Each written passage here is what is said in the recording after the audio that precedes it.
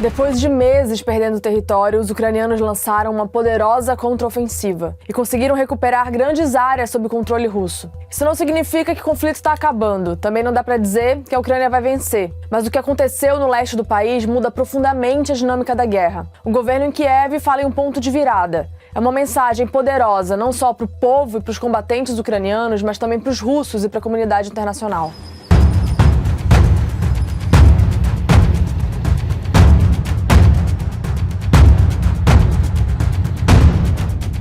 Bom, o que aconteceu no fronte? Depois dos primeiros 6 meses de guerra, o conflito na Ucrânia caminhava para uma fase de estagnação. Os frontes de batalha não sofriam grandes alterações há meses. Pareciam consolidados algumas semanas antes da chegada do inverno na Europa. Nem mesmo a anunciada ofensiva ucraniana contra Kherson, no sul do país, no final de agosto, avançou de forma significativa. Mas tudo isso mudou no início de setembro, e no lugar menos esperado. O exército ucraniano lançou uma contraofensiva surpreendente que liberou quase todo o território no norte e no leste da região de Kharkiv, no nordeste do país. A área vinha sendo controlada pelos russos desde o início da invasão, em 24 de fevereiro. Em apenas uma semana, dezenas de cidades foram recuperadas, algumas delas de vital importância para a logística e o abastecimento das tropas russas.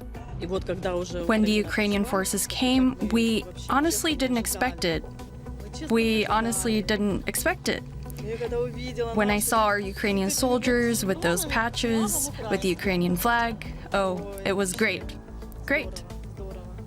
Segundo o governo ucraniano, a ofensiva no Nordeste permitiu a liberação de 8.000 quilômetros quadrados de território, uma área equivalente à região metropolitana de São Paulo. Essa vitória militar ucraniana foi considerada a maior desde a defesa bem-sucedida da capital Kiev, lá no começo da guerra. O avanço foi reconhecido até pelo Ministério da Defesa russo.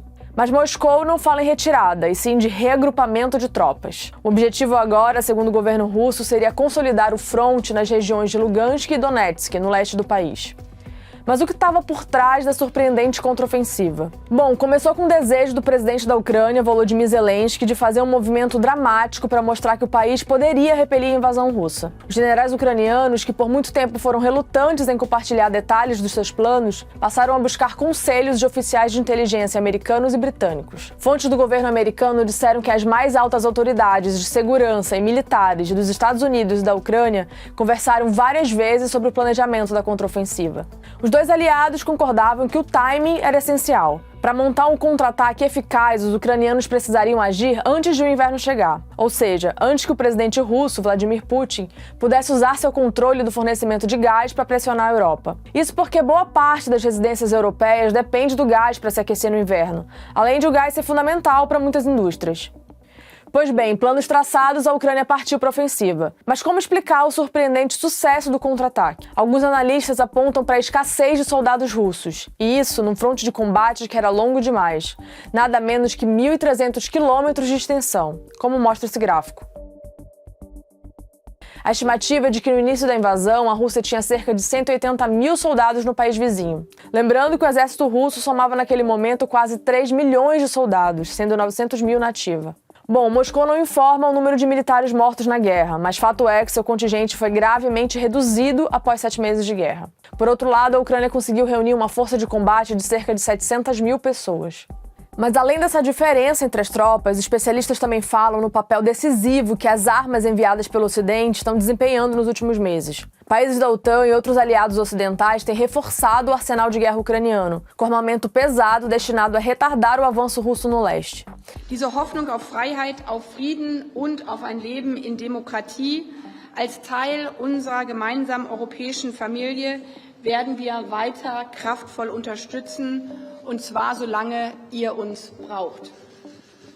Das bedeutet ganz konkret, du hast es bereits ausgeführt, dass wir die Ukraine weiter mit Waffen beliefern werden, weiter mit schweren Waffen beliefern werden. Já foram dezenas de bilhões de euros em armas e em ajuda financeira para a compra delas. Um armamento capaz de devastar a logística russa, destruir armas e depósitos de combustível e também neutralizar a superioridade aérea do exército russo. Aqui a gente pode mencionar lançadores de mísseis de alta precisão fabricados nos Estados Unidos, além de tanques alemães capazes de abater aeronaves voando baixo. E esse é o ponto da mensagem que a ofensiva manda para o Ocidente. O sucesso do contra-ataque mostra que a estratégia de enviar armas, dar aconselhamento militar e treinar os soldados ucranianos funciona. E também enfraquece os argumentos de quem acredita que o melhor seria desarmar o conflito e reduzir o apoio à Ucrânia. Portanto, tudo indica que a linguagem das armas vai continuar a marcar o futuro da guerra no curto prazo.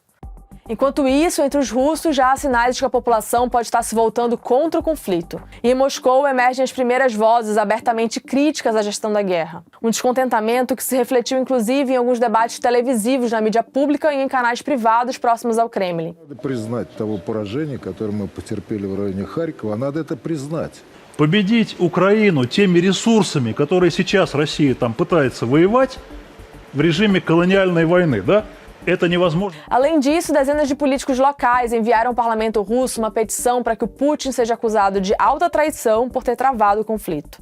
Em escala global, a bem-sucedida contraofensiva ucraniana também ressoou entre aliados da Rússia, como a China e a Índia. O episódio tem potencial de enfraquecer a posição do Kremlin no cenário internacional. E isso o Putin pôde perceber na cúpula da Organização para a Cooperação de Xangai, realizada recentemente no Uzbequistão. O líder chinês, o Xi Jinping, reafirmou seus laços com Moscou durante o encontro, mas a aproximação não parecia a mesma de fevereiro, quando Xi assinou uma declaração de parceria sem limites com Putin. Já o primeiro-ministro indiano, Narendra Modi, disse diretamente ao líder russo que este não é um tempo de guerras.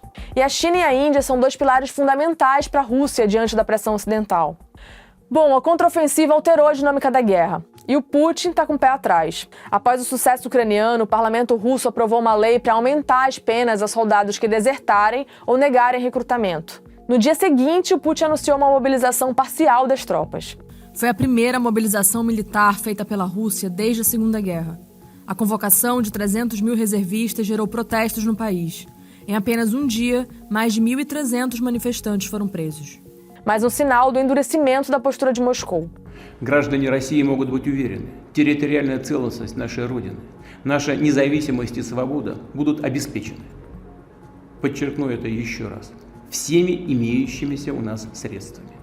А те, кто пытаются шантажировать нас ядерным оружием, должны знать, что роза ветров может развернуться и в их сторону. Além disso, também preocupados com os avanços de Kiev, aliados do Kremlin em territórios ocupados anunciaram às pressas a realização de referendos sobre uma possível anexação à Rússia. As votações foram condenadas pelo Ocidente, que já adiantou que não reconheceria o resultado. Agora, as atenções do conflito se voltam também para a região sul da Ucrânia. As tropas de Kiev vêm promovendo uma contraofensiva no sul há semanas, tentando desgastar os combatentes russos e forçar sua rendição ou retirada. Mas a situação por lá é um pouco diferente. No Nordeste, as forças russas foram pegas de surpresa pelo ataque relâmpago da Ucrânia. Já no sul, as tropas de Putin passaram semanas se preparando para um já esperado avanço ucraniano e fortaleceram suas posições. Apesar de tudo isso, autoridades internacionais alertam que o conflito está longe do fim. É muito difícil imaginar um colapso militar ou político russo por enquanto. Moscou ainda ocupa uma grande parte do território ucraniano e suas capacidades militares são fortes. Tudo indica, portanto, que batalhas duras estão por vir. A DW é a rede internacional de notícias da Alemanha. Para mais vídeos como esse, se inscreva no nosso canal no YouTube.